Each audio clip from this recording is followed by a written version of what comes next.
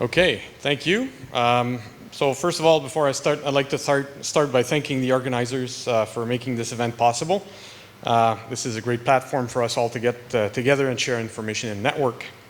I'm also glad to be given this opportunity to present what the future holds for Wesdome.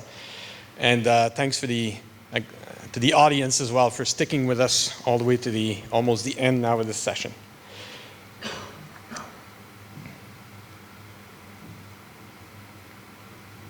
Okay, so before we start, a few cautionary statements. There are going to be some forward-looking statements in there. And moving on, that you've all read this and committed it to memory.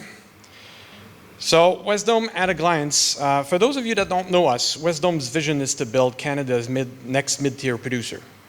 We have two of the highest grade gold mines in Canada. Eagle River, our foundation, is located in Ontario, and Kiena, that we just recently put back into production, is located in northwestern Quebec.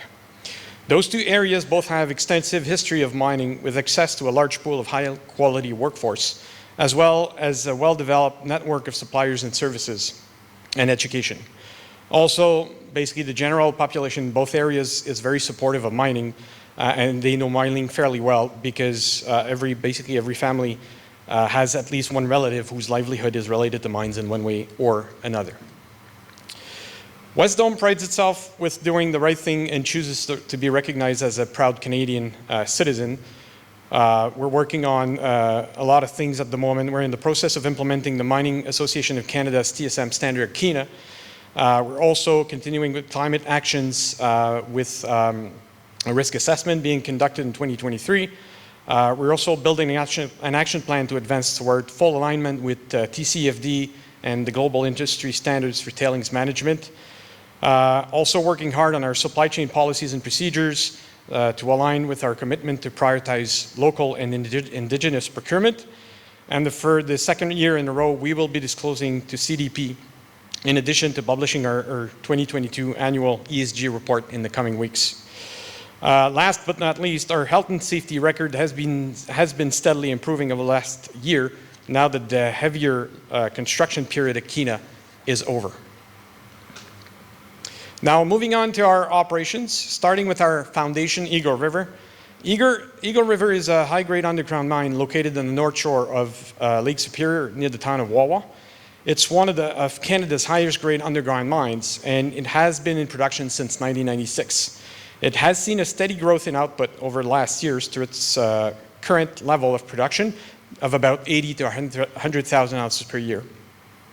Although it has a shaft, it's a relatively shallow one at about 400 meters depth, And as such, the mine relies heavily on haulage to get its production from the current lowest operating level at a depth of about 1,200 meters to surface. The mining method that we use there is about 70% marrow long hole stoping, with the remainder being Alimak raising.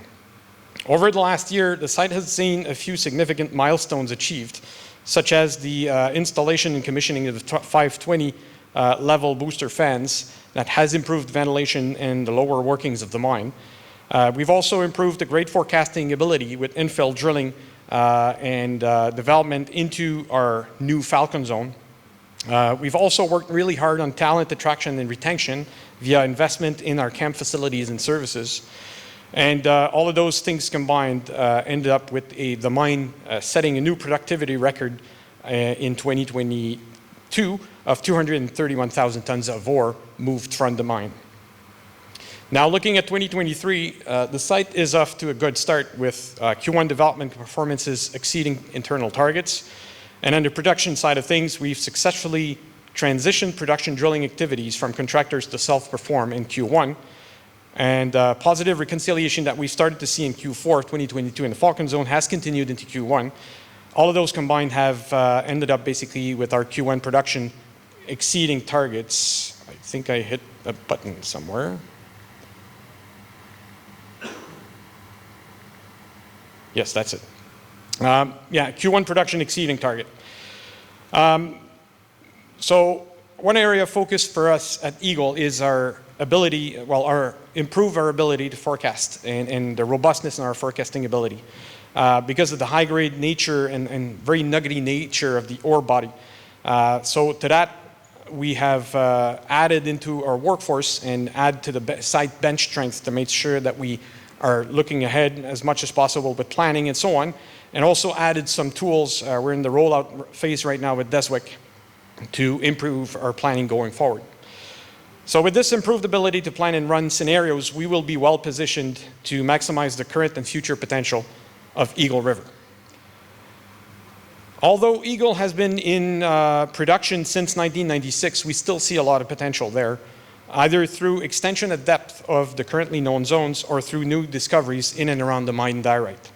Most zones, both current and past producing, remain open at depth, as you can see from this figure here. Particularly the 300,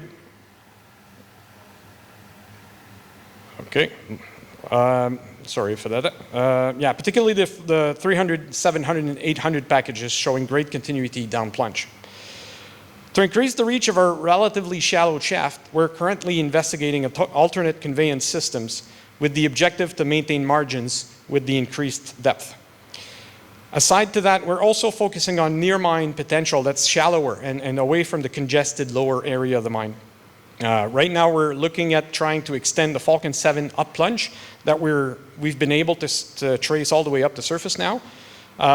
Falcon 7 also has some parallel zones to it, such as Zone 5 that we're currently exploring.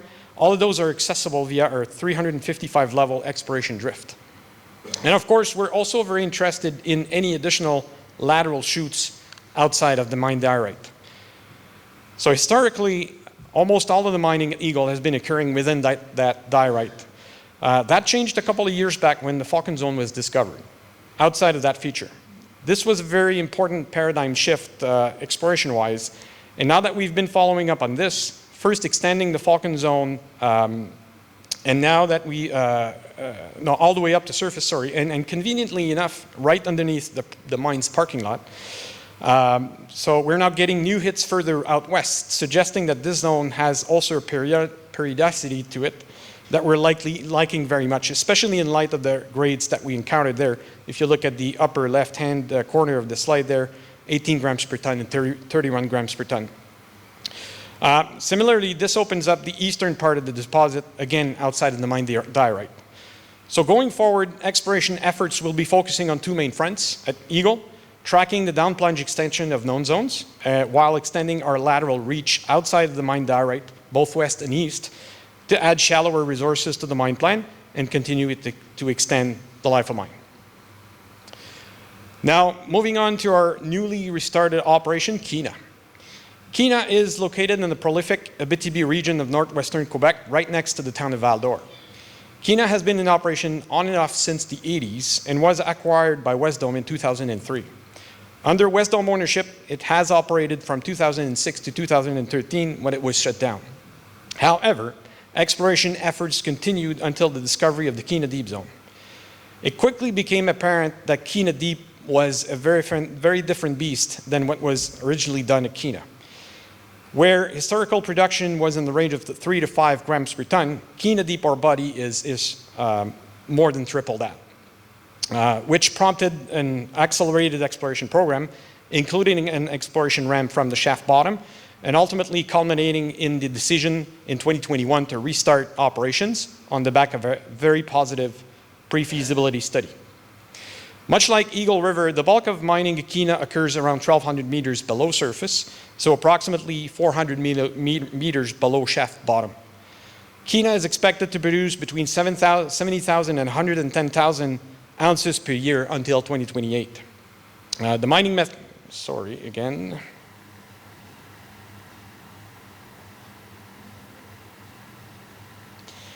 Yeah, the mining method that we use at Kiena is long hole open stoping in a longitudinal retreat fashion. As you can well imagine, putting a new mine into production is challenging at the best of times, but doing so in the throes of a worldwide pandemic with its subsequent ripples in the supply chain and other areas, that is a different endeavor altogether. So although 2022 has been very challenging on a number of fronts for us, it also saw the achievement of some very important milestones for Kiena. First of all, we were able to declare commercial production on December 1st, 2022, on the back of commissioning our paste fill plant which allows now for faster cycle time for mining underground, improving stope stability and dilution. All critical equipment is now finally at site and operating, which enabled us in Q4 of last year to establish a record throughput and best development rates since restart. And the ramp development, which had lagged a bit in 2021 and 2022, ended the year ahead of 2023 budget assumptions. Now, looking at 2023, as you may have seen from our Q1 results, things are tracking really well this year. Q1 overall development performances continue to exceed budgeted targets, with ramp development just shy of level 123 elevation at quarter end. The key this is key to putting into production the new 129 mining horizon as we ramp up production levels in 2024. On the production side of things, we still expect to be mining well below average reserve grade in 2023, with limited production from Kiena Deep, supplemented by lower grade remnant mining in the old and shallower Martin, S50 and VC zones. Our new A2 zone development is on schedule to initiate production in Q2. The A2 is a zone parallel to the main A zone, and it's the most significant contributor to ore from Kiena Deep in 2023 production. Meanwhile, the paste fill plant is fully ramped up and available to production, and we're using it on a daily basis right now. So Q1 production basically fell in line with targets, and with the ramp development proceeding ahead of schedule now, we're very well positioned to execute on the production ramp up to PFS levels in 2024. On top of the expected ramp up in production, we also see a lot of potential for growth in other areas at Kiena, with the Presqu'île deposit seen as a stepping stone. Presqu'île target sits towards the west of the mine on the left-hand side of this figure that you see there. We are currently out for a bid on a portal and an exploration ramp that is budgeted to start in the second half of this year, and with an internal study expected by year-end for us to go ahead with this with further mining there. And the concept of Presqu'île is to provide supplemental mill feed from the to the mill from the underground mine, but via the surface ramp and not from the shaft. And the mill has ample capacity to process that material. This infrastructure also has a lot of benefits, namely one where we have the option to connect to the existing operations, which would provide numerous operational benefits such as ventilation synergies. It would also move material movement away from our relatively congested shaft right now. It would also open up new territory for exploration on the relatively underexplored western side of the mine. So beyond that, we also believe that connecting the ramp to the existing infrastructure would unlock further near-surface potential via the existing level 33 exploration drift. That's about 4 kilometers long. That's that dark line that you see near surface. That drift allows us access into the Dubuisson, Wizik, Duchesne, Martin, and Wish zones, which all could become supplemental feed after Presqu'île is done.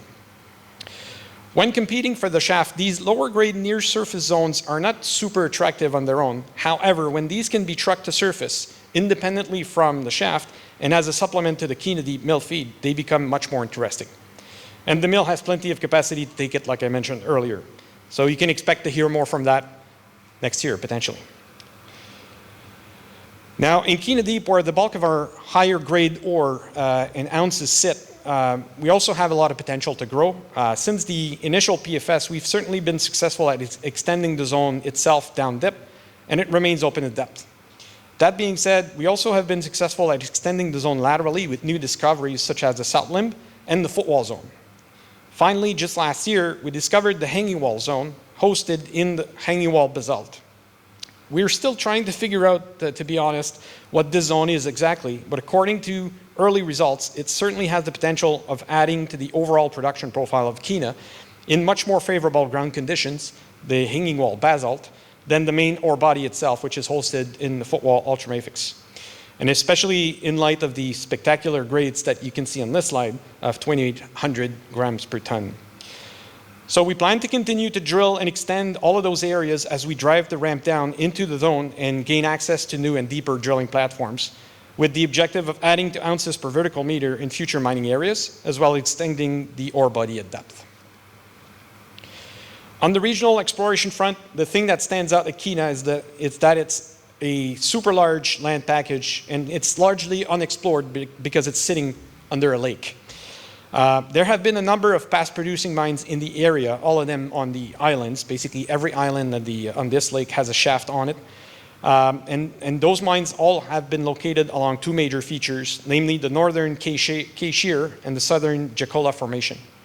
Now that we have a producing platform, we will be following up on the large number of showings that we have in the area on the back of a data compilation exercise that was just completed by our team. And finally, at Wesdome, as Wesdome's geological potential continues to grow, we're keenly aware that employee growth must follow suit, making Wesdome, I keep hitting that thing. Sorry about that again. Yeah, we're keenly aware that employee growth must follow suit, making Wesdome a workplace of choice for current and future employees. So to that end, a lot of effort is being deployed on making sure that the proper tools are in place such that employees are not only provided with opportunities to grow, but are also given opportunities to develop into their current role and an environment conducive to growing their competencies to access to the next role. So in conclusion, we remain focused on our vision of developing an all-Canadian intermediate gold producer based on a high quality assets in safe, prolific mining districts. 2023 is a consolidation year for Wesdome, whereby we build upon the learnings of 2022 at Eagle River, improving our bench strength and our forecasting ability to put together the next chapter of growth for the story of that site. We also position Kiena to deliver on the Kiena Deep project while also laying out the foundation for the next phase of growth story with Presqu'île and other zones. And we continue to invest on organic growth through sizable exploration budgets at both sites and in the people that are the linchpin of our success. So thank you for your attention. That's all that I had for you today.